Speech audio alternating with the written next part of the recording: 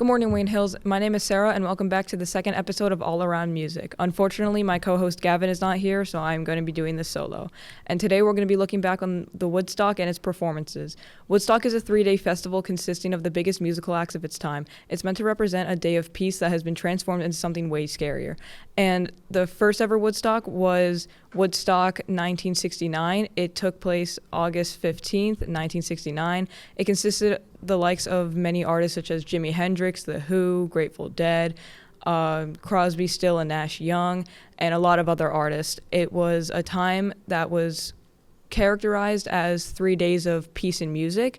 It was a huge part of the hippie movement, which was very big during the 60s, and it was meant to spread peace during a time that was very war involved, since it was during the time of like the Korean War and the Vietnam War, and it was the most influential part of the hippie movement. There were around 400,000 to 500,000 people, and it consisted one of Jimi Hendrix's most important national anthem performances.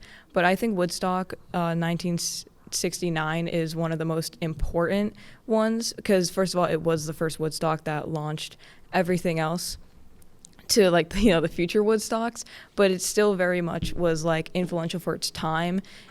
And it really, really solidified the hippie movement and what it represented. And it's kind of funny because Woodstock 99, which is the most infamous one, took place on July 23rd, 1999. It consisted of a lot of great bands like Live, Creed, Limp Bizkit, Rage Against the Machine, Korn, Bush, Metallica, and a lot of other artists. And this was the more violent Woodstock, which it was a far cry from its original Woodstock, which was meant to spread love and peace and music. And it also had an attendance of around 400,000 people. And it even had a death count of around 3 people because it was just so violent and it was so disgusting, I might even say. Many were arrested. It was overcrowded. People were quite literally suffocating each other. People were, burning vendor fires. There were riots. They were destroying stages and scaffolding. There was a lot of drug usage during this time. People were throwing rocks, lighters, glass bottles. It was a very, very insane insane event, and it was not at all representing what Woodstock was supposed to represent.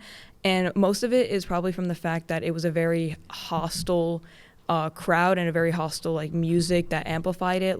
Bands like Limp Bizkit and Rage Against the Machine had a very yelling songs or songs that were about the government. They were very punk songs that had a bunch of political messaging through it, so it got people really riled up. And most of Woodstock's 99 violence was blamed on Limp Bizkit due to his performance of Break Stuff, which caused a lot of people to start moshing, and that led a lot of people to passing out or being suffocated, and a lot of other unfortunate events that happened.